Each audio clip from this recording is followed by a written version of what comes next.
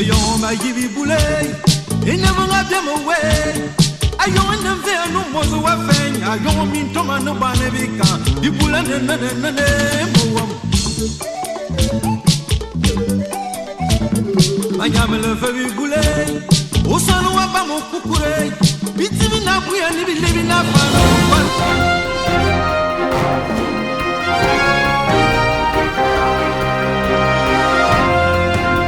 Gabonaises, Gabonais, chers compatriotes, l'urgence de la situation qui prévaut actuellement au Gabon me commande aujourd'hui de m'adresser à vous. Pour vous communiquer d'abord le message d'espoir qui est aujourd'hui partagé par tous les Gabonais assoiffés de changement, de bien-être, mais ensuite pour vous faire part de ma pensée dans le contexte de ce qui se passe justement actuellement au Gabon.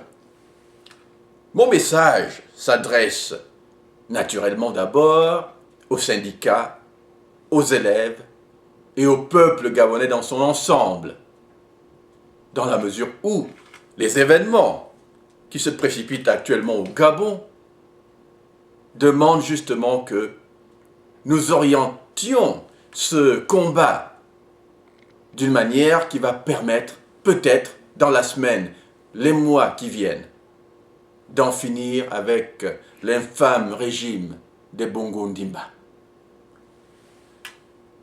Mais mon message s'adressera aussi à l'opposition gabonaise, car elle a aussi son rôle à jouer. Et il va falloir tout simplement que nous mettions en place une pensée cohérente, capable d'orienter de la part de tous une action cohérente visant justement à la mise à mal, à l'évincement de ce régime. Je vais commencer d'abord par rappeler à tous les grands principes qui ont toujours guidé l'action politique du BDP Modouam, le mouvement Bongo doit partir, que j'ai l'honneur de diriger. Chers compatriotes, vous savez que depuis 1998, alors que je n'avais encore que 31 ans, j'avais créé aux États-Unis le mouvement qu'on appelle Bongo doit partir. Beaucoup à l'époque m'ont dit, mais Mengara, ce nom n'a pas de sens. Ils n'avaient tout simplement pas compris. Ils n'avaient tout simplement pas compris que ce nom était un symbole, le symbole d'une pensée profonde, reposant sur des principes fondamentaux, qui découlaient tout simplement d'une analyse simple que j'ai faite et qui m'a fait résumer la situation du Gabon en quelques préceptes. Et ces préceptes, je vais vous les rappeler. J'avais dit que le premier principe du combat qui oppose les Gabonais au Bongo était de toujours savoir et affirmer que rien de bon ne peut se passer au Gabon tant qu'un Bongo est au pouvoir. Évidemment, à l'époque où j'avais lancé ce message du Bongo doit partir, les gens m'ont traité de fou. Et aujourd'hui, où en est-on? Nous comprenons que, ayant justement laissé l'ère du père derrière nous, du père Ondimba, Bongo Ndimba derrière nous, étant passé à l'ère du fils, les choses n'ont toujours pas changé positivement. Bien au contraire, nous voyons que le bongoïsme continue de tuer notre pays.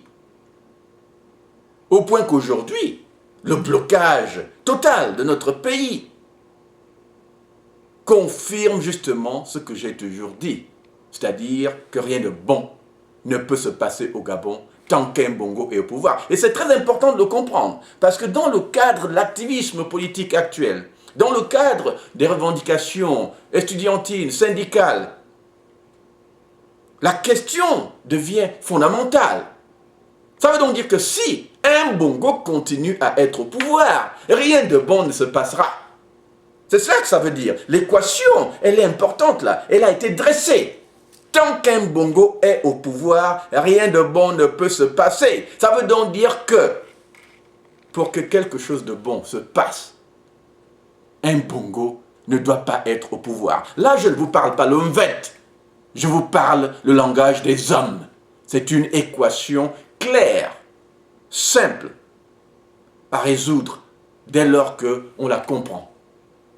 Le deuxième principe avait été que, ayant constaté simplement le développement de la situation politique dans notre pays, qui a fait que les acquis de 1990, donc de la conférence nationale de 1990, aient totalement été défaits par les Bongo à l'orée 1998. J'avais également conclu que les Bongo ne quitteront jamais le pouvoir sans y être forcés.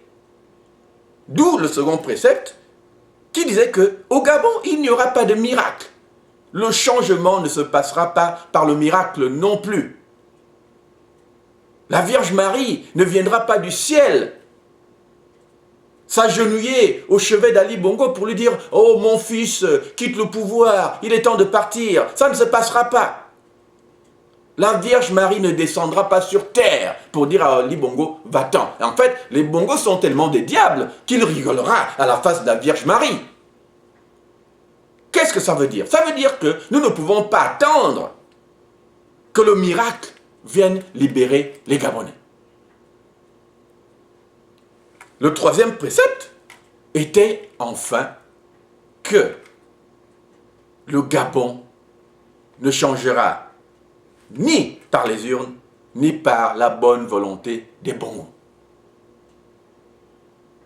Aujourd'hui, nous comprendrons très clairement qu'Ali Bongo, étant arrivé au pouvoir, a eu l'opportunité de démocratiser le Gabon, sans y être forcé.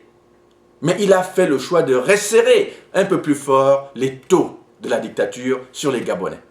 Et ce resserrement a mené automatiquement non seulement à l'échec de ces initiatives politiques, économiques, mais également au blocage que nous connaissons aujourd'hui.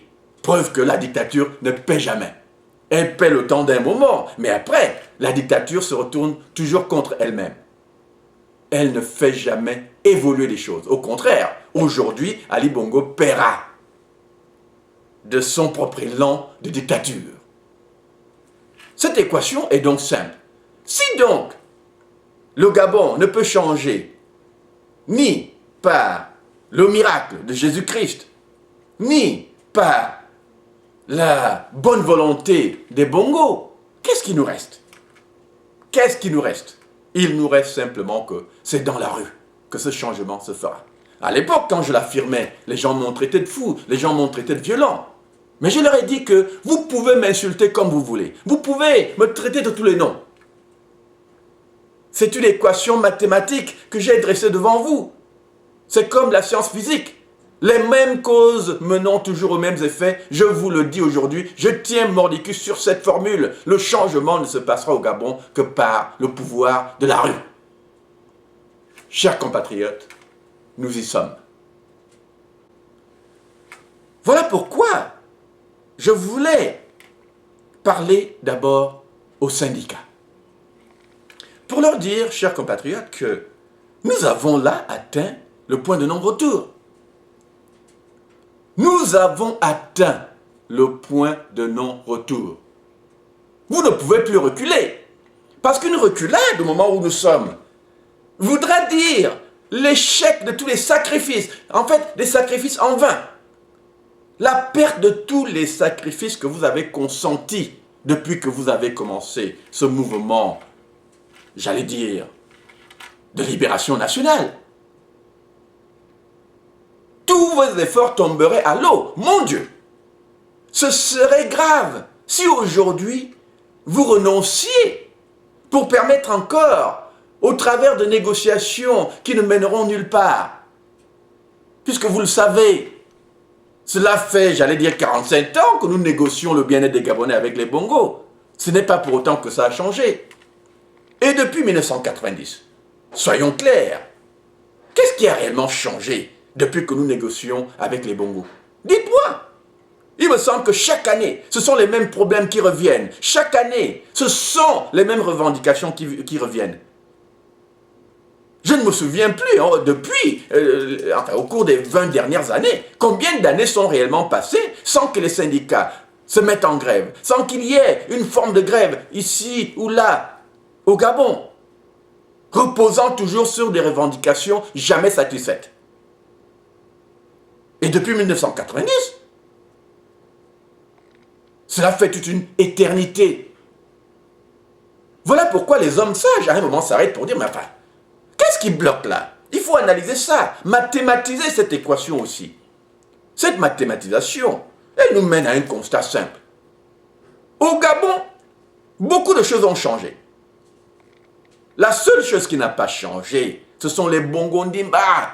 Mon Dieu, tout le système de malversation, de fraude, de crime qui a bloqué notre pays repose sur un petit groupe d'hommes dont les premiers responsables sont les Bongo Ndimba. Il faut le comprendre. Si tout change, on change de gouvernement et rien n'avance, il faut s'attaquer à la tête. C'est qu'en fait, il y a quelque chose qui ne va pas avec ces Bongos-là. Ils sont incompétents, ils sont maudits. La solution n'est donc plus de tourner en rond. Il faut faire face à la réalité. Continuer à négocier les mêmes choses année après année n'a rien donné de concret ni de durable au Gabon. Et aujourd'hui, vous êtes à un niveau où, si vous reculez, ce sont les Bongos qui gagnent. Ce sont les Bongos qui gagnent.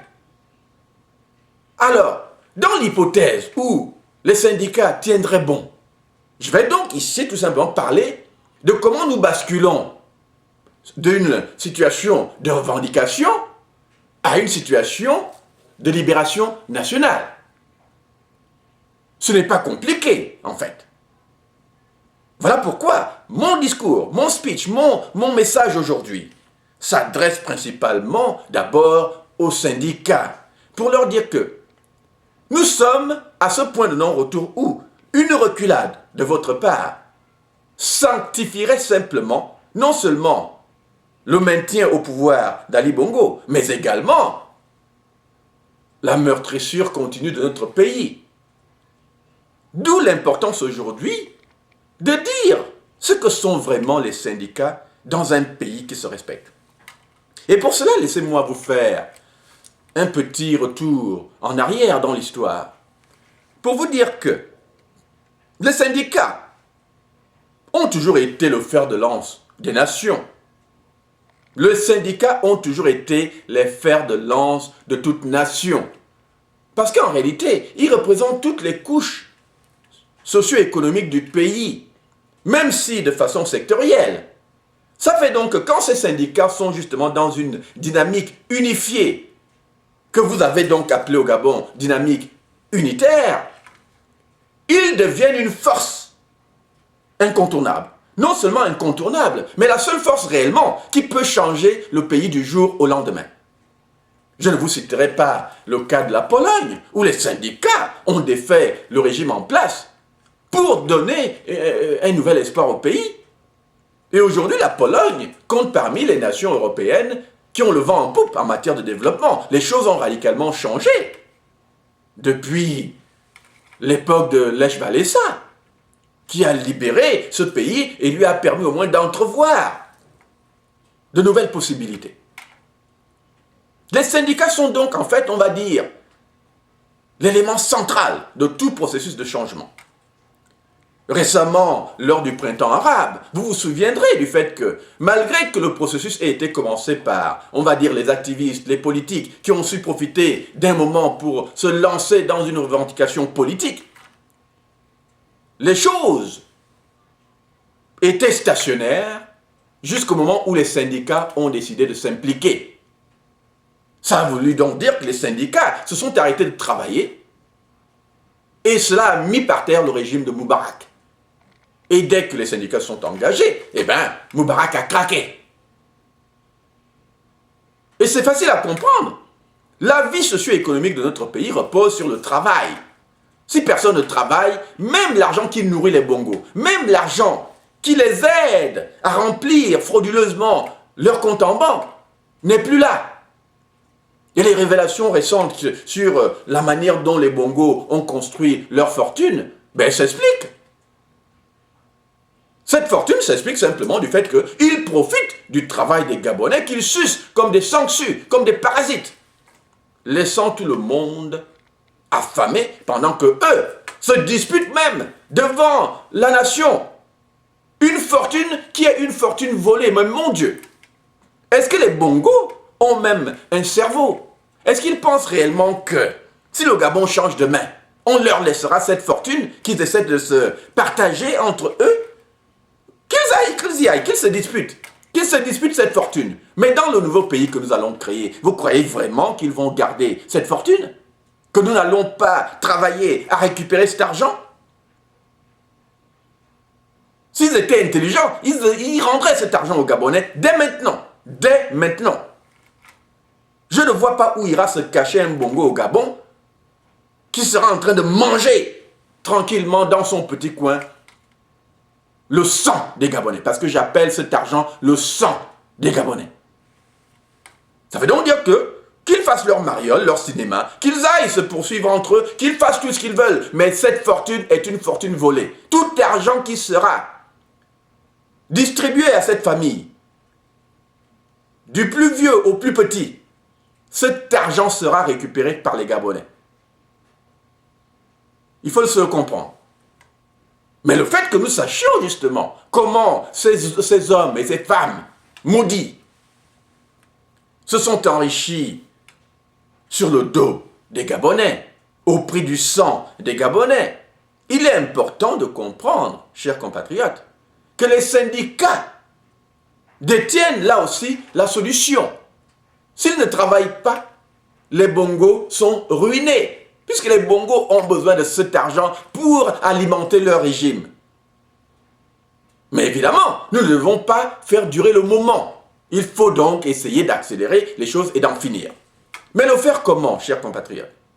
Laissez-moi vous rappeler l'histoire du Gabon elle-même. Parce que là aussi, cette histoire est pleine d'enseignements.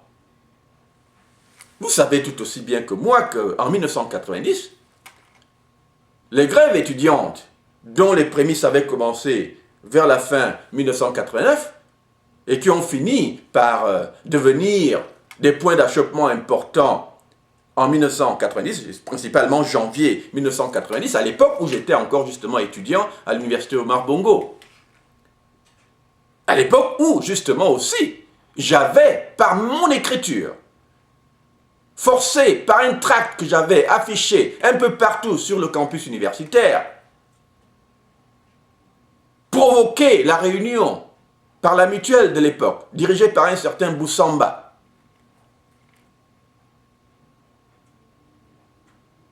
J'avais demandé, exigé, la tenue d'une assemblée générale de la mutuelle au moment où justement cette mutuelle hésitait à l'organiser suite à des événements graves comme la diarrhée qui avait frappé beaucoup d'entre nous et dont moi-même j'avais été victime d'intoxication alimentaire qui avait eu lieu et qui avait fait que, suite à cette grève justement, le régime envoie ses soldats sur le campus saccager les biens des étudiants, amenant donc le pays à une situation où l'université devait négocier avec Omar Bongo. Alors, donc, suite à ces grèves justement, au moment où Omar Bongo, tant bien que mal, essaie encore de s'accrocher au pouvoir, au moment où des voix commencent à s'élever sur la nécessité de démocratiser le Gabon, Omar Bongo fait donc l'erreur de nous convoquer à la présidence de la République pour des négociations. Les étudiants avaient fait plein de calculs sur les biens qui avaient été détruits. Et nous étions arrivés à une facture d'à peu près 400 millions de francs CFA, 350 millions, 400 millions ou 450 millions. La mémoire m'échappe un peu. Mais Omar Bongo, bon, pour arrondir tout ça, a dit, bon écoutez, je vous donne 500 millions. Pour plus ou moins réparer le mal qui avait été fait par les militaires qui avaient envahi et détruit nos biens au campus. Mais, vous voyez, l'histoire nous apprend, quand on regarde bien attentivement, que à ce moment-là, Omar Bongo résistait encore. Résistait encore. à l'idée de tout changement au Gabon. Mais qu'est-ce qui a fait que les choses bougent? Eh bien, c'est simple. On avait à l'époque déjà une grande crise économique au Gabon. Rien ne marchait. Donc Omar Bongo ne cessait de dire aux Gabonais qu'il n'y a pas assez d'argent pour résoudre les problèmes. Il faut patienter. Il y a la crise économique, il y a la crise pétrolière. Il faut patienter, il faut patienter. Et tant bien que mal, il survivait. Mais dès qu'il a fait l'erreur de donner les 500 millions de francs CFA aux étudiants pour résoudre la crise gabonaise, les syndicats ont compris qu'il fallait s'engouffrer dans cette brèche-là. Et voilà comment, de secteur en secteur, les syndicats se sont mis dans des grèves, affaiblissant donc automatiquement le régime. Et avec, évidemment, l'accélération des choses, la pression était telle qu'Omar Bongo a dû céder. Mon analyse de 1990, chers compatriotes, est que si les syndicats ne s'y étaient pas mis, si les grèves syndicales, sectorielles, ne s'étaient pas déclenchées, peut-être qu'Omar Bongo aurait encore existé un peu. Mais si, aujourd'hui, nous établissons le parallèle, nous comprenons que nous sommes aujourd'hui dans une situation similaire.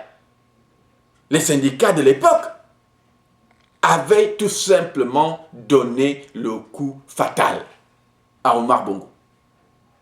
Ceux d'aujourd'hui peuvent faire la même chose à Ali Bongo. Mais pour ce faire, il faut comprendre d'abord ce que c'est que la force des syndicats au Gabon. Et quand je dis au Gabon, c'est un peu partout dans le monde. C'est une force, un déterminant, on va dire universel, dans l'évolution des sociétés. Les syndicats, généralement, coupent les vivres au régime quand il s'arrête de travailler. Parce que le travail, c'est ce qui stabilise un régime. Si personne ne travaille, ben, l'argent ne rentre pas. Donc on ne paie pas les salaires. On ne peut pas faire grand-chose quand personne ne travaille. Donc ça asphyxie les régimes. Mais la question du Gabon, elle est importante. Comment est-ce qu'on peut résoudre cette équation pour faire comprendre aux syndicats le pouvoir qu'ils ont, mais en même temps comment ils peuvent basculer dans une situation qui ne laisserait pas grand choix au système en place? Eh bien, chers compatriotes, ce principe, je l'appelle simplement la politisation du discours. Je l'appelle la politisation du discours. C'est cette politisation qui permet de basculer des revendications sectorielles aux revendications politiques. Ceci est important à comprendre, chers compatriotes, parce que tant qu'on se limitera dans les revendications sectorielles, cela suppose en fait d'une manière ou d'une autre que nous sommes encore dans un contexte de négociation où on attend quelque chose du régime en place. Cela suppose donc que si Ali Bongo vient à vous demain pour vous dire, écoutez, chers compatriotes, j'ai trouvé les moyens de résoudre tout ce que vous dites là, voilà ce que je vous donne en matière de revendications sectorielles. Mais automatiquement, les grèves s'arrêtent. Vous comprenez maintenant pourquoi je parle de point de non-retour. C'est-à-dire qu'aujourd'hui, si Ali Bongo vient à vous avec des résultats qui vous donnent l'illusion que vous avez gagné, vous allez arrêter vos grèves. Or, si vous arrêtez vos grèves, ça veut dire quoi? Vous laissez et vous permettez en fait à Ali Bongo de rester au pouvoir. Puisqu'il n'y a plus rien à dire, il a satisfait les revendications, donc on s'arrête de gréver, on repart travailler. Et quand on repart travailler, chers compatriotes, ça veut dire quoi? Ça veut dire qu'en fait, les syndicats auront permis à Ali Bongo de rester au pouvoir. C'est ça qu'il faut comprendre aujourd'hui. Or, je dis bien encore, nous sommes à un point de non-retour. Tout ce que vous avez fait, chers compatriotes, est tellement profond, tellement valable, tellement fort, qu'aujourd'hui, vous ne pouvez plus vous permettre de faire d'Ali Bongo l'arbitre de la destinée nationale. Ça veut donc dire qu'en fait, il faut basculer, il faut faire basculer le discours pour qu'il ne soit plus un discours de revendication sectorielle, mais un discours de changement. Et vous le faites comment? Vous ne faites plus d'Ali Bongo l'arbitre de vos revendications, parce que vous dites à Ali Bongo que nous avons dépassé le point de non-retour. Nous ne pouvons plus nous contenter simplement de revendications satisfaites, parce qu'en réalité, aujourd'hui, Ali Bongo vous donnera l'illusion d'avoir satisfait vos revendications. Mais je peux vous promettre que dans 3 mois, dans 4 mois, dans 5 mois, vous serez toujours de nouveau au même niveau. On vous aura menti. Vous serez obligé de ramener les mêmes revendications. Un nouveau cycle va recommencer.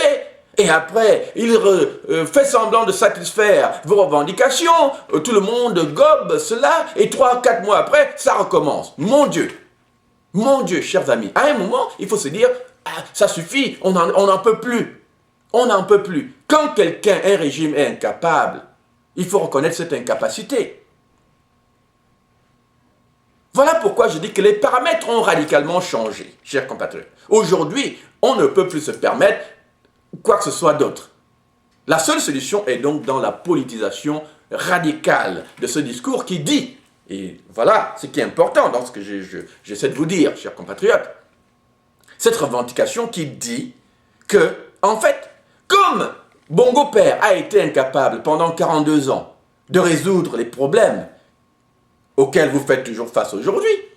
Et comme Ali Bongo a montré une totale incompétence à pouvoir à son tour résoudre ces problèmes pendant les 5 ans qu'il a déjà passé au pouvoir, il est inutile de continuer à attendre des Bongo quoi que ce soit. On passe donc à l'étape qui dit « Nous ne reprendrons le travail, chers compatriotes », à l'étape qui dit que nous ne reprendrons le travail qu'une fois Ali Bongo parti. Ça veut donc dire que les négociations, on les arrête. On lie le retour au travail au départ d'Ali Bongo. Ça veut donc dire que quand vous sortez dans les rues, quand vous allez à l'Assemblée nationale, quand vous faites tout ce que vous faites, la chose c'est de dire à Ali Bongo, pars, nous ne voulons plus négocier avec toi, c'est fini. Nous avons atteint le point de non-retour. Ali Bongo, tu pars, on recommence à travailler. C'est une condition nationale, citoyenne, chers compatriotes.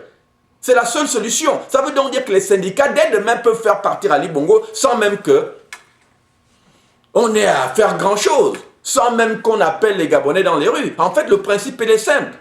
Le principe, il est simple. Il suffit de dire aux Gabonais, si vous n'avez pas le courage, je dis bien, si vous n'avez pas le courage d'aller dans la rue, ayez au moins le courage de rester à la maison, tout simplement. Parce qu'en fait, nous sommes dans une situation simple. Les syndicats contrôlent l'activité économique du pays.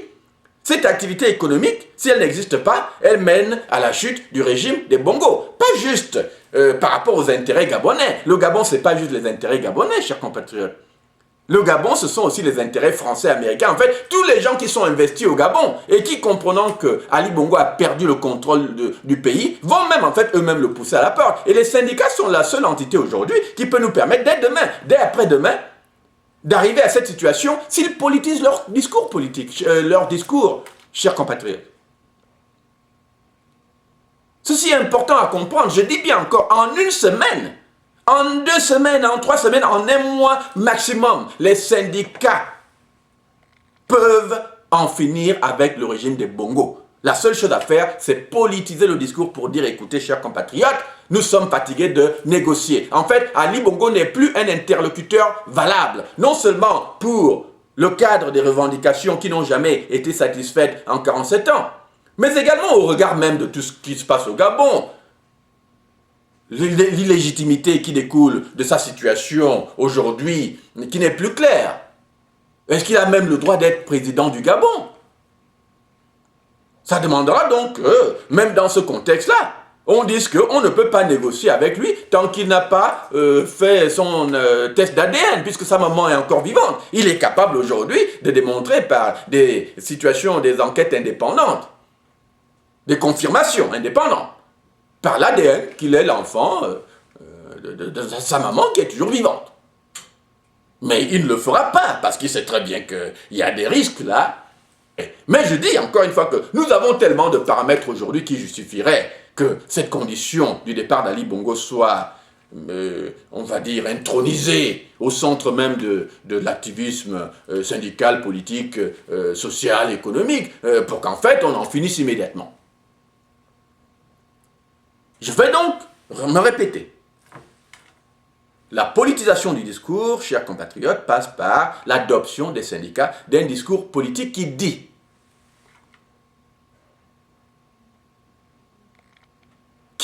simplement que nous ne négocierons plus avec Ali Bongo parce qu'il n'est plus un interlocuteur valable. Ça veut donc dire que le travail ne reprendra au Gabon qu'une fois Ali Bongo parti. Comprenez-moi bien, chers compatriotes. Ce que je vous dis est très important. Que le travail ne reprendra au Gabon qu'une fois Ali Bongo parti et démissionné. Ça, c'est un paramètre central.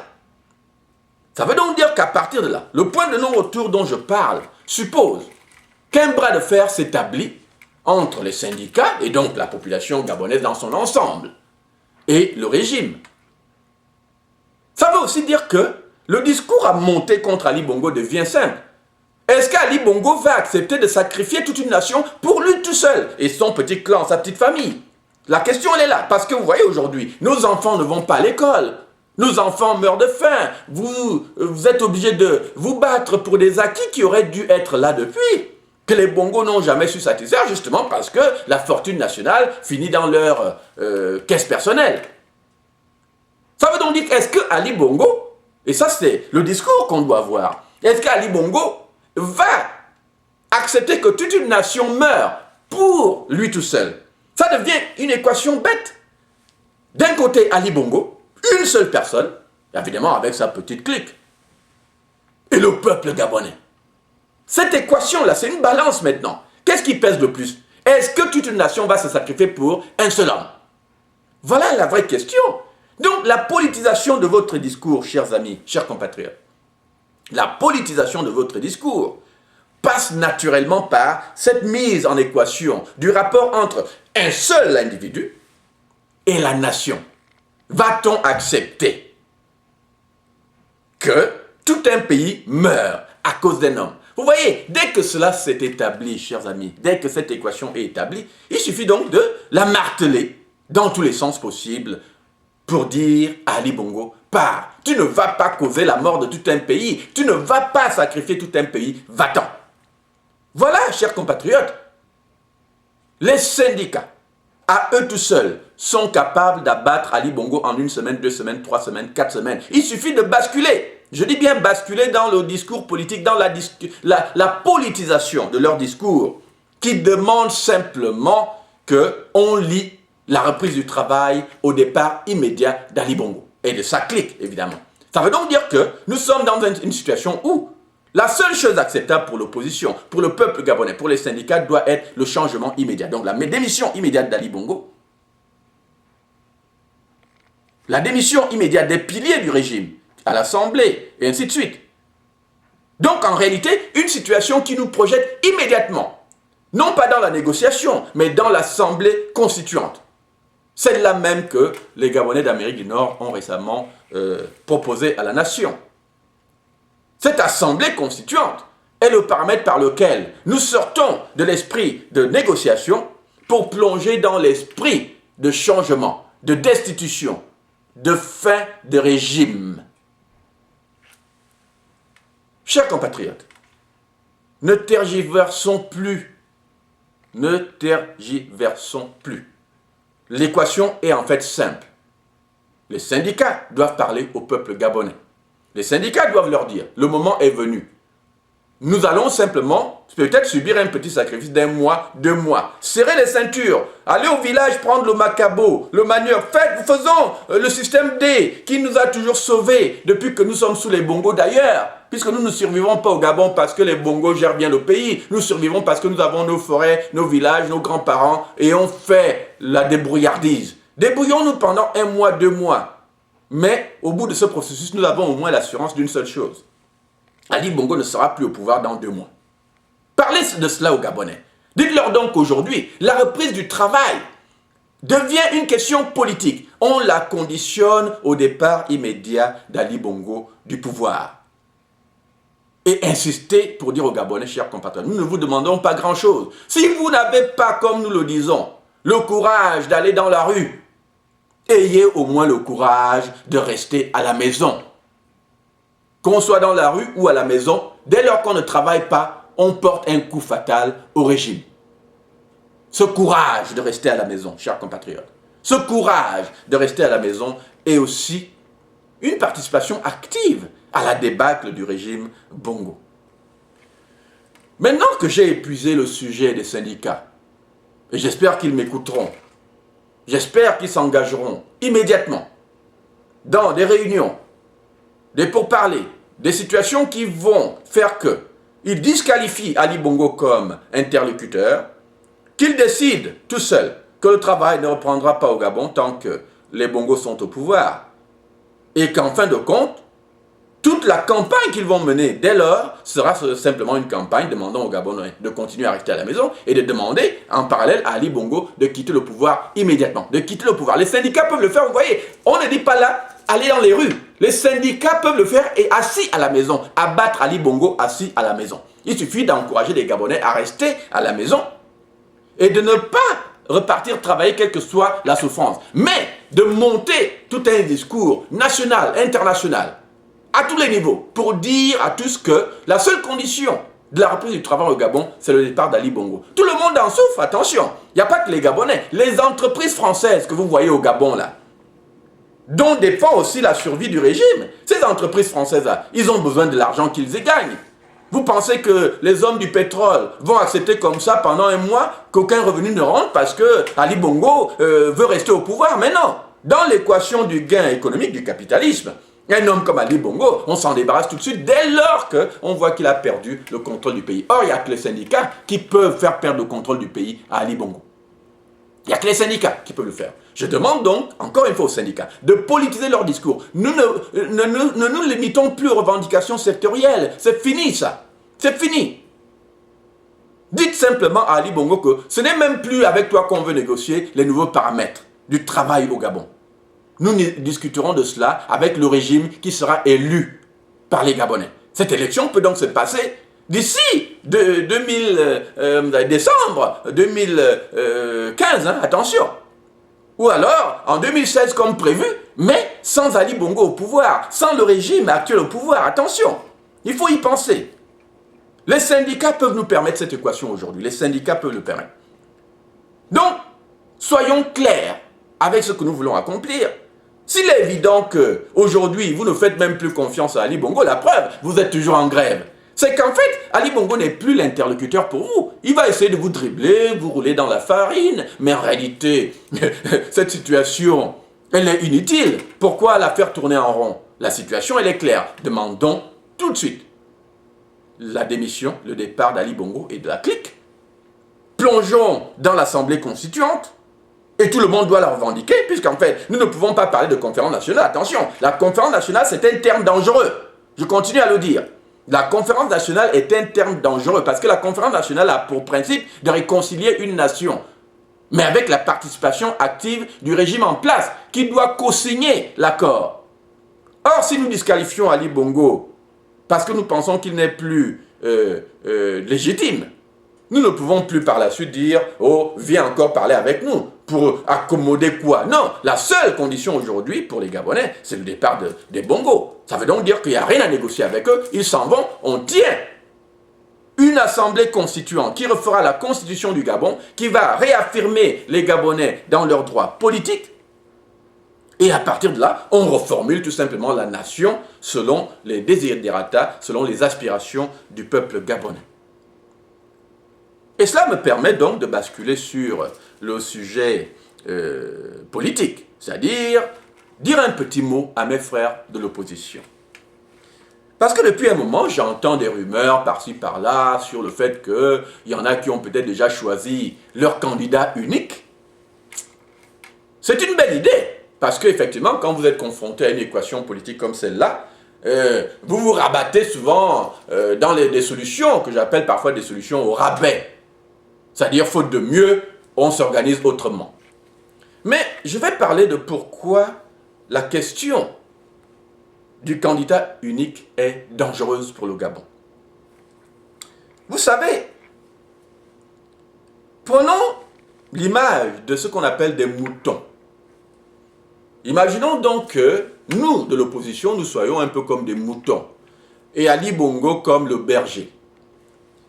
Donc, quand un berger qui est malin veut contrôler ses moutons et ne pas leur permettre d'aller dans tous les sens, se perdre par-ci, par-là, il peut s'amuser à dire, voilà, je construis un enclos, mais pour faire bouger les moutons d'un coin à un autre, je vais construire des barrières qui vont créer une sorte de canal par lequel les moutons sont obligés de passer, puisque c'est cela qui leur permet d'aller d'un point à l'autre, mais selon la manière dont j'ai conditionné ou construit, n'est-ce pas, cette barrière. Donc, je construis la barrière, et la barrière oblige les moutons à prendre la direction qu'il leur a imposée. Chers compatriotes, cette barrière à laquelle je fais allusion, c'est un peu comme les lois du Gabon. Les lois du Gabon sont un peu faites pour canaliser les revendications des gens. On vous dit, tiens, vous ne pouvez pas manifester, donc vous ne manifestez pas. Du coup, si vous ne manifestez pas, eh bien, vous êtes canalisé. Et si on vous dit, on ne change pas le système en place, on va aux élections avec les lois actuelles. Ben oui, ces lois actuelles-là qui sont injustes, sont faites pour nous canaliser dans une certaine direction. Ça veut donc dire la direction d'élection où nous allons participer avec un candidat unique qui ne donne pourtant pas la garantie du changement. Parce que vous voyez, là encore, la physique ne trompe personne. La science physique est claire. Les mêmes causes mènent toujours aux mêmes effets.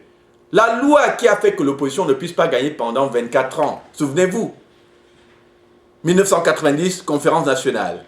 On crée une constitution qu'Omar Bongo a pu défaire et nous ramener à un système qui était cousu sur mesure, qui ne permettait plus l'alternance par les urnes. Ça veut donc dire que si nous allons à l'élection avec le système Bongo en place, intact, le système électoral actuel, la loi électorale actuelle, intacte, nous sommes comme ces moutons que le régime a canalisés vers l'idée d'un candidat unique. Attention, c'est dangereux cette idée-là. Le régime nous aura simplement fait abandonner les vraies revendications pour aller vers la solution au rabais d'un candidat unique qui est en fait synonyme d'abandon de combat, chers compatriotes. Je vous le dis, si vous ne l'avez pas encore compris, la proposition de candidature unique est synonyme d'abandon du combat que nous aurions dû mener pour en réalité forcer le régime, au minimum, à la remise à plat, quand même, de la constitution actuelle, des lois actuelles, de la manière même de faire la politique qui pourrait faire qu'on ait au moins la garantie de pouvoir aller à des élections propres. Mais quand on décide qu'on va avec un candidat unique, c'est qu'on a abandonné le combat. On est donc décidé à jouer dans les paramètres qui ont été tracés par le régime. Ça veut donc dire quoi? Ça veut donc dire qu'en fait, nous jouons dans les mains du régime quand nous allons à une élection dans les paramètres qui ont été tracés par le régime. Et voilà pourquoi je vous avais dit à l'époque que le Gabon, attention au Gabon aujourd'hui, nous n'avons pas besoin d'un chef politique. Parce que je crois que là encore, on se trompe.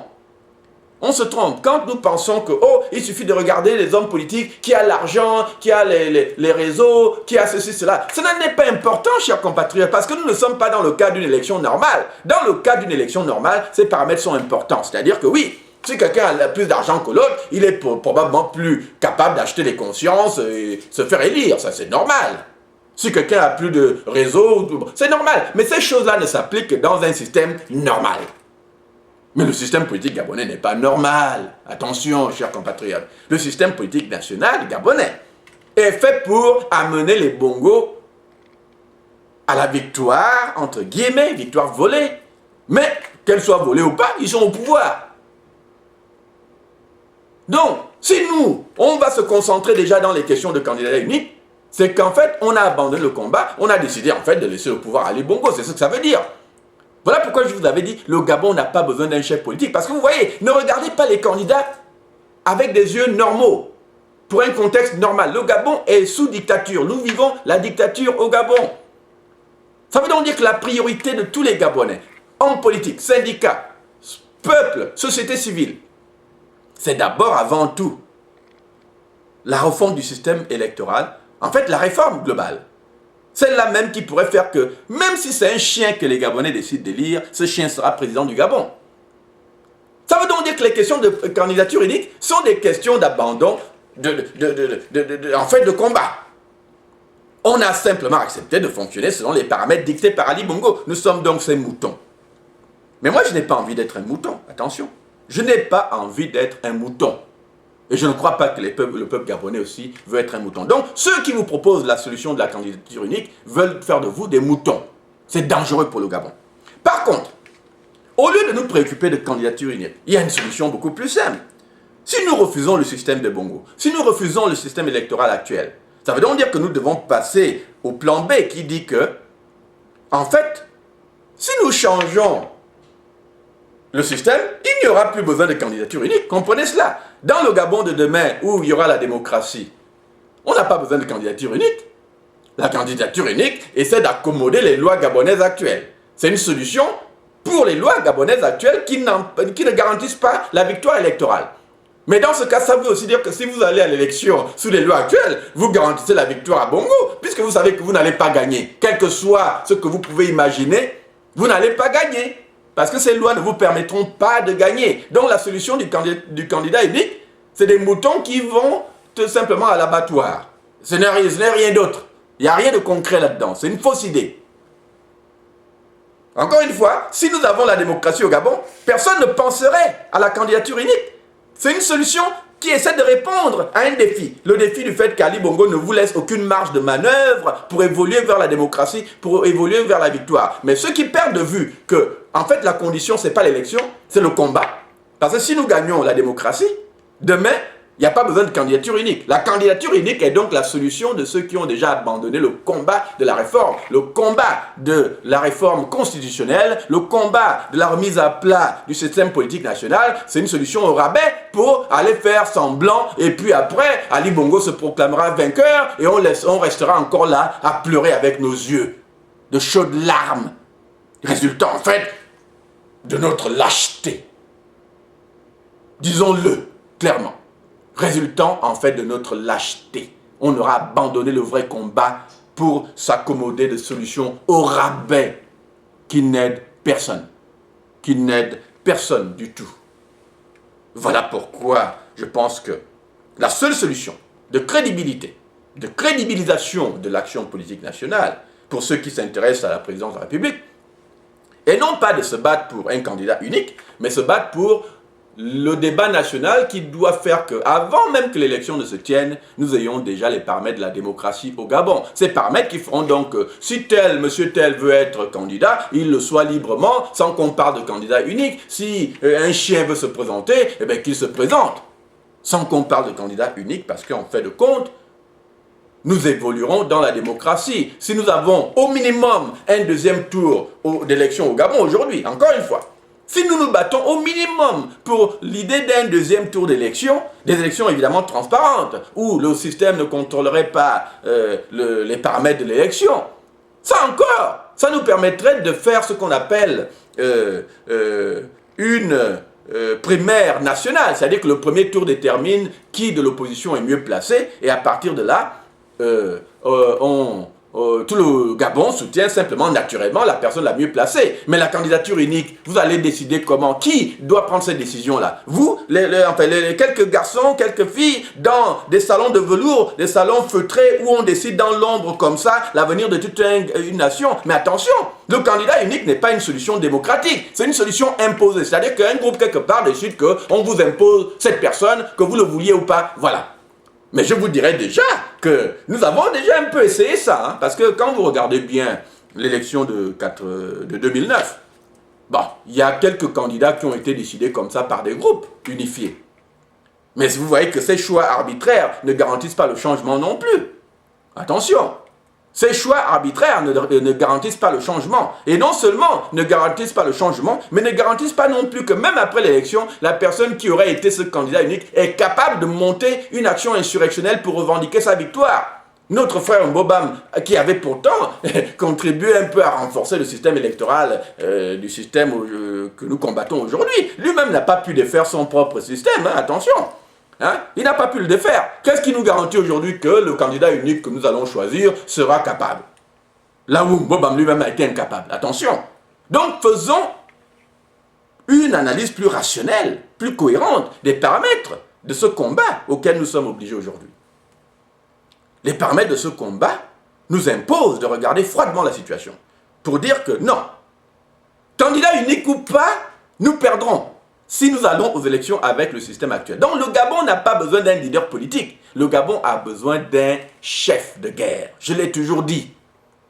Aujourd'hui au Gabon, nous n'avons pas besoin d'un chef politique, nous avons besoin d'un chef de guerre. Ça veut donc dire que la personne qui veut être présidente au Gabon ne peut pas outrepasser l'idée d'une insurrection. Si vous n'êtes pas un candidat insurrectionnel, vous ne gagnez pas l'élection au Gabon. En fait, il ne s'agit même pas de gagner une élection, il s'agit de gagner une insurrection. Ça, c'est le seul combat qui doit nous réunir aujourd'hui au Gabon. Le combat de l'insurrection du peuple qui dit qu'en fait, le peuple doit reprendre en main sa destinée, et cette destinée ne peut se reprendre en main que dans la rue. Que dans la rue. Ça veut donc dire que l'insurrection devient aussi simple que cet appel que je lance à tous, d'avoir le courage de rester à la maison pour ne plus alimenter l'économie gabonaise qui sert au bongo. Parce que si l'économie marche bien, si tout le monde travaille, les bongos restent naturellement au pouvoir puisqu'il n'y a pas de problème. Et voilà. Mais si on veut qu'ils partent, il faut arrêter de travailler pour ne plus alimenter l'économie, pour qu'en fait le pays sombre dans une crise économique qui fera que tous les acteurs, qu'ils soient gabonais ou étrangers, français, demandent le départ d'Ali Bongo parce qu'il n'y a pas d'autre manière de le faire. C'est la seule solution. La stratégie n'est donc pas de parler d'élection, puisqu'en fait, si nous chassons Ali Bongo du pouvoir d'ici 2 semaines, 3 semaines, 4 semaines, 1 mois, 2 mois, si nous le chassons du pouvoir, ben obligé, on va réformer le système, on aura un deuxième tour d'élection. La solution sera donc une solution démocratique. Donc en fait, comme je vous l'ai dit précédemment, même si moi, Mengara, j'étais, on va dire, le commanditaire d'action voilà, qui mène à une insurrection, et que nous arrivons à évincer Ali Bongo, mais je ne peux pas déjà prétendre être président du Gabon. Parce que gagner le pouvoir sous l'insurrection, c'est un peu comme gagner le pouvoir par la fraude. Vous n'avez pas été élu par les Gabonais. Donc même si moi, Mengara, je diligentais un changement par l'insurrection, je ne vais pas être président. Je vais donner cette position, ce poste-là, à un aîné, comme Bengonossi, Mouti Zamba, enfin tous nos aînés là qui font de la politique, pour assurer la transition. Ça veut donc dire que tout changement par l'insurrection mène à une transition politique qui prépare le Gabon à la démocratie et à une élection nouvelle.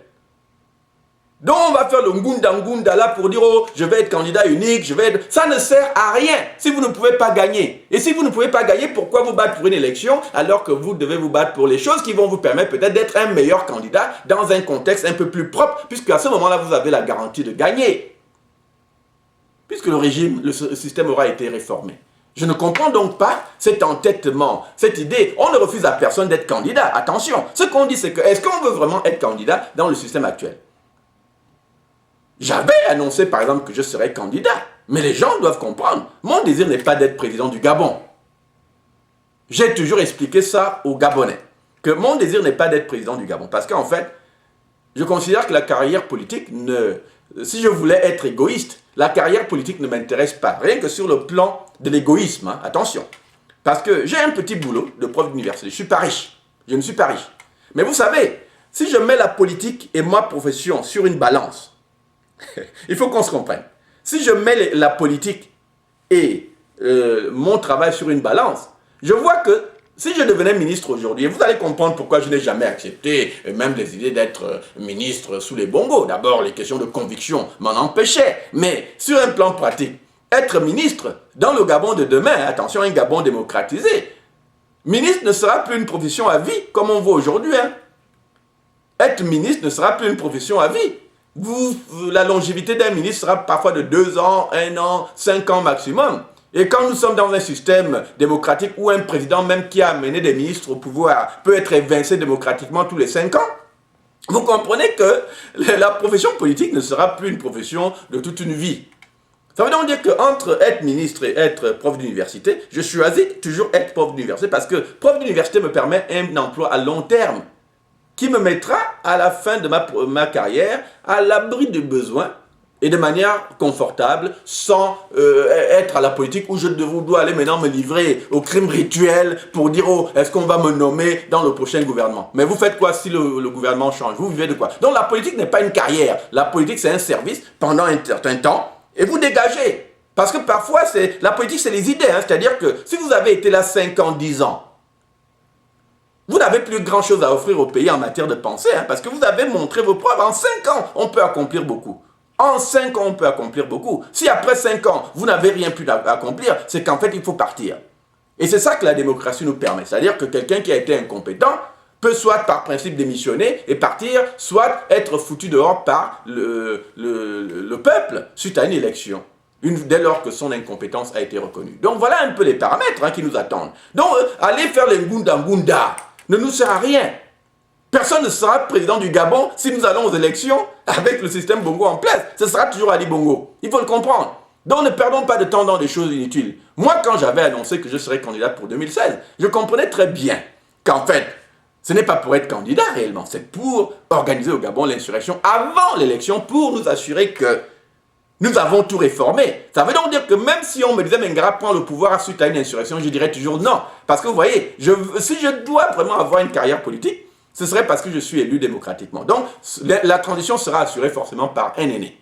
Ça veut donc dire que personne parmi nous ne sera président du Gabon suite à une insurrection. Ce sera un de nos aînés que nous pourrons mettre là. Maintenant, par la suite, les Gabonais, d'où qu'ils sortent, qui qu'ils soient, pourront se prononcer pour être candidats. Mais je peux vous assurer déjà que toute ma vie, mon combat a été celui de l'insurrection. C'est-à-dire faire que notre peuple reprenne sa dignité, sa souveraineté. S'il y a une élection après une transition qui nous aura ramené la démocratie, je ne suis pas sûr que je serai candidat. Parce qu'encore une fois, je préfère continuer ma carrière universitaire plutôt que d'aller être président au Gabon. Parce qu'encore une fois, le rapport, il est concret. Le président de demain ne sera pas un homme qui puise dans les caisses de l'État. Il sera contrôlé par la justice, pourra aller en prison, tout ça s'il vole. Donc moi, je sais que si je veux une stabilité professionnelle, la politique n'est pas intéressante. Donc même devenir président du Gabon ne m'intéresse pas parce que le long terme, c'est ce qui m'intéresse. Voilà. Ma profession me garantit le long terme et je me satisfais très bien de ma carrière universitaire. Donc, il n'est pas donné que je sois candidat lors d'une élection purement démocratique au Gabon.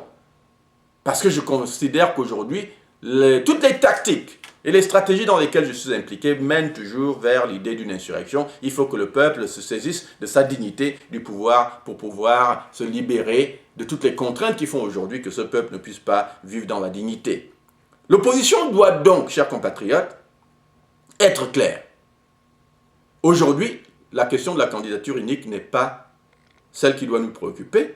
Celle qui doit nous préoccuper, c'est celle du changement. Avec un candidat unique ou pas, nous ne pourrons pas vaincre Ali Bongo si le système qui est toujours en place est là. Et si c'est Ali Bongo qui organise cette élection.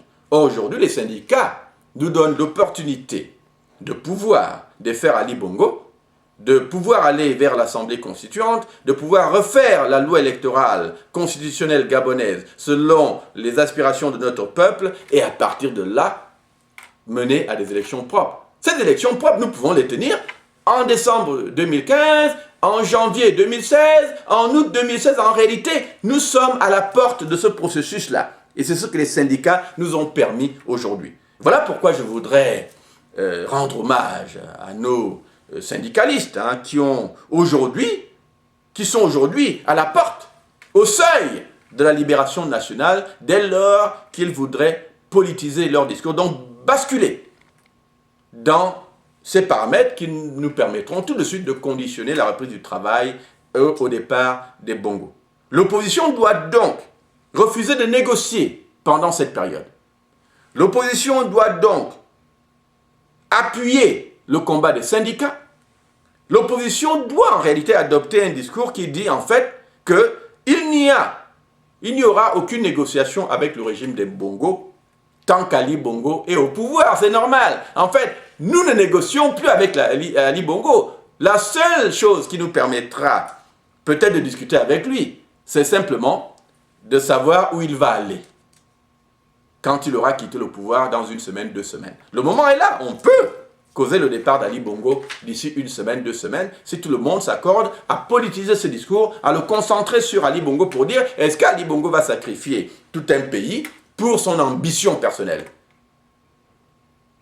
Est-ce que Ali Bongo va sacrifier tout un pays pour le petit clan qui l'entoure? Ça, c'est important. Donc, les principes qui doivent guider notre action politique aujourd'hui, chers compatriotes, surtout au niveau de l'opposition, c'est qu'en fait, nous devons reconnaître et continuer à affirmer que rien de bon ne peut se passer au Gabon tant qu'un Bongo est au pouvoir. C'est un paramètre important. Ça veut donc dire que la seule manière pour les choses de marcher au Gabon, c'est le départ immédiat d'Ali Bongo. L'opposition doit continuer à marteler qu'aucune élection ne doit se passer au Gabon avec Ali Bongo toujours au pouvoir. Parce qu'en fait, les mêmes causes menant toujours aux mêmes effets, un Ali Bongo au pouvoir veut dire qu'il organise les élections, et s'il organise les élections, la garantie pour l'opposition de ne pas les gagner est là. Donc toute personne qui va appuyer l'idée du candidat unique, comprend donc qu'elle se bat dans des paramètres tracés par Ali Bongo, et en fait accepte simplement de donner le pouvoir à Ali Bongo. Ce qui serait malheureux pour notre pays, surtout au moment où les syndicats ont établi la brèche dans laquelle tout le monde peut aujourd'hui s'engouffrer. La brèche par laquelle tout le monde peut aujourd'hui s'engouffrer. Et ça demande, c'est comme si quelqu'un était au bord d'un gouffre. Et on demandait simplement aux syndicats de souffler dessus. Un simple voilà. Et la personne bascule parce que cet équilibre était tellement ténu, était tellement petit, instable, qu'il a suffi simplement de souffler dessus ou de le toucher avec un doigt pour qu'il bascule dans le gouffre. Ali Bongo et son régime sont à ce point aujourd'hui et les syndicats doivent juste toucher avec le doigt. Et toucher avec le doigt, c'est de dire simplement qu'en fait, nous ne reprendrons le travail que si Ali Bongo démissionne immédiatement. Et donc, l'opposition doit s'arc-bouter dans une position qui dit aussi qu'aucune élection ne doit se tenir au Gabon si elle doit être organisée par le système Bongo. Parce qu'encore une fois, comprenez-moi, ma démarche elle est simple. D'une part, les syndicats politisent leur discours aujourd'hui. Sortent du discours sectoriel pour s'engager dans le discours politique qui dit on ne reprend pas le travail tant que Ali Bongo est au pouvoir. Donc la reprise du travail est conditionnée au départ immédiat d'Ali Bongo. Les hommes politiques de l'autre côté disent pas d'élection tant qu'Ali Bongo est au pouvoir. Mais non seulement Ali Bongo, pas d'élection au Gabon si ces élections sont organisées par le système Bongo. Parce qu'Ali Bongo peut partir, mais son système peut essayer de réorganiser les choses, mais d'une manière qui permet simplement au régime de reprendre du poil de la bête d'une autre manière, en nous ramenant simplement un autre Bongo. Il faut également prévenir cela. Ça veut donc dire orienter le débat national simplement vers les paramètres qui permettent au peuple de contrôler le processus du changement et garantir ainsi des élections libres et transparentes suite à une transition. L'opposition dira donc aussi que toute nouvelle élection au Gabon ne se tiendra que suite à une assemblée constituante. Parce qu'en réalité, c'est cela la condition qui va rétablir le peuple gabonais dans sa souveraineté et dans ce contexte-là, tous ses droits aussi. Parce que les manquements, en fin de compte, sont là. Il faut rétablir le peuple gabonais dans sa souveraineté et dans ses droits. Et il n'y a qu'au travers d'une assemblée constituante par laquelle le peuple lui-même aura décidé sa destinée, sans les Bongos, sans négociation avec les Bongos, il n'y a que par cette démarche que nous pourrons garantir la souveraineté et les droits du peuple gabonais. Chers compatriotes, tout le monde doit donc désormais, dès maintenant, orienter le débat vers la démission immédiate d'Ali Bongo et non plus vers cette idée de conférence nationale qui était belle à l'époque, mais qui est caduque aujourd'hui, mais plutôt vers l'idée que les Gabonais doivent tenir leur assemblée constituante immédiatement, j'allais dire. Ça veut donc dire quoi? Ça veut donc dire que, une fois que ce que les Américains appellent terms of engagement, ils appellent rules of engagement, donc ça veut dire les termes de l'engagement, les termes du combat, les principes qui articulent le combat. Une fois que les paramètres sont clairs, comme je viens de les définir, ça devient très facile de se défaire d'un régime comme celui des Bongo. Il suffit d'avoir le courage. Et encore une fois, je dis aux syndicalistes, n'ayez pas peur. Qu'est-ce que Bongo va faire? Vous êtes assis à la maison, il viendra vous arrêter, même si vous arrête, le travail n'est toujours pas repris. Donc l'idée c'est que Bongo n'a pas de prison suffisamment grande pour aller même vous attraper dans vos maisons pour vous forcer à aller travailler. Maintenant, il peut aller louer 1 million de Congolais pour venir travailler au Gabon. Peut-être, hein? Peut-être. Mais ça veut dire qu'il doit faire une administration faite d'étrangers. On verra ça avec des yeux, on rigolera même. Mais ça lui prendra combien d'années pour y arriver? Donc ça veut dire que avoir le courage, non pas nécessairement d'aller à la rue, mais de rester à la maison, nous offre en fait la solution. Nous offre la solution. Or, tous les Gabonais, je suppose, peuvent avoir le courage de rester à la maison. S'ils n'ont pas le courage d'aller dans la rue, qu'ils aient le courage de rester à la maison. Le résultat sera le même. Ali Bongo ne fera même pas 1 mois au pouvoir si tout le monde s'organise dans ce sens.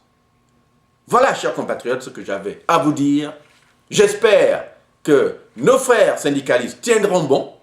Mais comme il ne suffit pas de tenir bon, comme je l'ai dit, simplement comme ça, sans savoir où on va. Parce que ce qui est important aujourd'hui, c'est de comprendre en fait ce qu'on veut accomplir. Quand on décide des grèves illimitées, quand on décide qu'on ne veut plus travailler parce qu'on attend que quelque chose soit résolu, il faut être clair de ce qu'on veut accomplir. Est-ce que le but, je pose la question, est-ce que le but aujourd'hui des syndicats, c'est simplement de dire, écoutez, on attend qu'ils résolvent les problèmes, et une fois que c'est résolu, on repart au travail. Est-ce que vous pensez vraiment qu'on en est encore à cette situation où Ali Bongo peut venir à vous, dire, oh, voilà la solution, ok, voilà, c'est bon, tout ce que vous avez demandé est bon, et nous, après tout ce qui a été fait, on va simplement repartir travailler? Vous pensez que c'est vraiment à cette étape qu'on est encore? Repartir travailler dans la calmie qui permet à Ali Bongo de se remettre au pouvoir, le temps de l'illusion qu'il a donné, qu'il a semé, pour se rendre compte encore plus 3 mois plus tard qu'en fait, il n'a pas tenu parole. Et on recommence à zéro. Et ad vitam aeternam comme ça. Et 10 ans plus tard, Ali Bongo est toujours au pouvoir. Est-ce que c'est vraiment ça, chers amis syndicalistes? Je vous pose la question en vous regardant droit dans les yeux. Est-ce que c'est vraiment pour ça que vous vous battez? Qu'Ali Bongo nous replonge dans l'illusion qu'il a satisfait à vos revendications, alors que vous savez très bien que dans 3 mois, on reviendra dessus parce qu'il vous aura trompé. Est-ce qu'on veut vraiment perdre tant d'énergie, tant de temps, pour si peu, alors qu'en fait vous avez le pouvoir, dans la semaine qui suit, dans les 2 semaines qui suivent, dans le mois qui suivent, d'organiser le peuple pour leur dire, écoutez, serrez la ceinture, tout le monde doit serrer la ceinture, on va souffrir 1 mois, 2 mois, mangeons le pain sans rien, le pain sec, buvons-le avec de l'eau s'il le faut, faisons le système d'entraide, système D, auquel nous sommes déjà d'ailleurs habitués. Essayons juste de tenir, avoir le courage de tenir 1 mois, 2 mois, même sans salaire. Vos salaires vous reviendront. La nouvelle administration rétablira la situation de tout le monde. N'ayez pas peur. Ne pas travailler aujourd'hui ne veut pas dire que vous perdez l'emploi ou le salaire. Vous reviendrez travailler. Votre salaire vous sera payé. Mais ce qui est important aujourd'hui, c'est d'arrêter de travailler. Avoir le courage de rester à la maison quand on n'a pas le courage d'aller dans la rue. Mais ça ne veut pas dire ne pas aller dans la rue pour ceux qui veulent le faire. Ceux qui ont le courage d'aller dans la rue doivent continuer à y aller, répondre aux appels de l'opposition, répondre aux appels des syndicats et surtout, ne pas avoir peur. Ce qui se passe, c'est que si vous avez le courage d'aller dans la rue, vous y allez pour affirmer la liberté de notre nation. L'urgence nous demande ce courage. Et les syndicalistes que nous devons remercier aujourd'hui pour le travail qu'ils ont fait, des hommes comme Marcel Libama, ce sont des hommes dont le nom devra être sanctifié dans notre pays. Parce que si le Gabon change aujourd'hui, ce sera grâce à nos syndicalistes. Nous devons donc les encourager. Mais aujourd'hui, il s'agit plus de comprendre où nous voulons arriver. Est-ce que notre but est de nous faire encore berner une autre fois par Ali Bongo, une énième fois par Ali Bongo? Ou est-ce que le but doit être en fait simplement de basculer dans la politisation du discours qui exigerait simplement le départ immédiat d'Ali Bongo comme condition de reprise du travail au Gabon? Ça veut donc dire qu'en fait, Ali Bongo doit signer sa démission immédiatement, l'annoncer et la signer immédiatement. on organise immédiatement une transition qui sera dirigée par un homme de l'opposition, qui peut être Bengon aussi, Mouti Zamba, en fait, tous les aînés là, en qui nous avons une certaine confiance et qui sont le symbole du combat que nous avons toujours mené. Ces aînés peuvent assurer cette transition, mais une transition faite autour d'une assemblée constituante du peuple avec le but simplement de refaire une nouvelle constitution, redéfinir les paramètres du fonctionnement de notre pays sur le plan électoral, économique, mettre tous les garde-fous institutionnels, juridiques, qui feront qu'on ne puisse plus jamais avoir quelqu'un comme les Bongo au pouvoir au Gabon. C'est très important. Ou qu'au minimum, quel qu'il soit, un président, un système politique ne puisse plus facilement manipuler la constitution du Gabon pour s'assurer la survie au pouvoir ad vitam aeternam. C'est à cela que nous sommes confrontés aujourd'hui. C'est-à-dire, nous devons faire face à la réalité du combat à mener. Remercions donc nos frères des syndicats, notamment de la dynamique unitaire, encourageons-les à continuer. Mais pour ne pas faire perdre du temps, pour ne pas mener à des sacrifices inutiles, nous devons dès maintenant ne plus attendre. Sur vos pancartes, désormais, ce n'est plus « Oh, satisfaisez, faites tout pour satisfaire nos revendications ». Non, non, non, non. Sur vos pancartes doivent maintenant figurer des simples faits qui disent « Pas de négociation sans démission ». Pas de négociation sans démission. Pas de reprise de travail sans démission. Je parle même de négociation. Non, en fait, question de négociation, c'est terminé. Sans démission, pas de travail. Mais, je vois aussi que nous, au sein de la diaspora, nous allons parfois un peu trop dans tous les sens. C'est-à-dire que nous abordons parfois ce combat avec des idées éparses, n'est-ce pas, mais qui ne contribuent pas nécessairement à la possibilité du changement immédiat. Par exemple, ceux qui soutiennent l'idée d'une candidature unique, certainement, devraient comprendre que c'est là une idée dangereuse qu'il faut tout de suite abandonner. Il faut tout de suite l'abandonner parce qu'elle ne garantit en rien la possibilité d'une victoire par l'opposition. Et je voudrais à ce titre dire à ceux qui croient au combat que nous menons, parce que vous voyez, nous sommes allés récemment, le 21 février 2015, à Atlanta, où nous avons tenu une concertation des Gabonais politiquement engagés qui vivent en Amérique du Nord. Et cette concertation a abouti justement à la proposition de l'Assemblée constituante comme la seule solution aujourd'hui, la seule idée qui puisse réellement articuler pour le peuple gabonais les conditions de sa souveraineté. Ça veut donc dire que la diaspora a son rôle à jouer. Son rôle peut être aussi simple que ce que je suis en train de faire en ce moment, c'est-à-dire articuler pour nos compatriotes qui sont sur le terrain certaines idées, certaines stratégies qui peuvent contribuer à mieux recentrer le débat politique national et donc de permettre à ceux qui sont sur le terrain d'utiliser certaines des idées que nous avons pour faire avancer ce combat. Cependant, ça veut aussi dire que nous devons nous organiser pour peut-être éventuellement aller aussi prêter main forte à nos compatriotes. Et voilà pourquoi justement les résolutions de la concertation d'Atlanta, des Gabonais politiquement actifs aux États-Unis, a abouti sur l'idée que nous devons nous préparer et aller au Gabon. Sur cette initiative repose aussi l'idée que nous en appelons aux Gabonais qui croient en la forme de combat que nous ne cessons de marteler depuis 1998, depuis la création du BDP, le mouvement Bongo doit partir, que ceux qui croient en ce combat peuvent aussi s'engager avec nous. Quand ils ne peuvent pas le faire physiquement, ils peuvent le faire financièrement.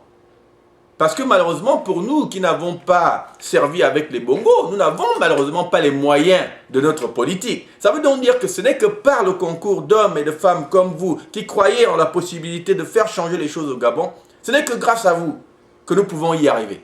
Ça demande donc que ceux qui ont un peu d'argent, au lieu d'acheter la bière, vous dites, ben, c'est 5 dollars, c'est 500 francs CFA, je vais les donner à ce groupe pour l'aider à aller au Gabon. Voilà pourquoi nous avons mis en place sur le site du BDP Modouam, donc le site Bongo doit partir, bdpmodouam.org, n'est-ce pas?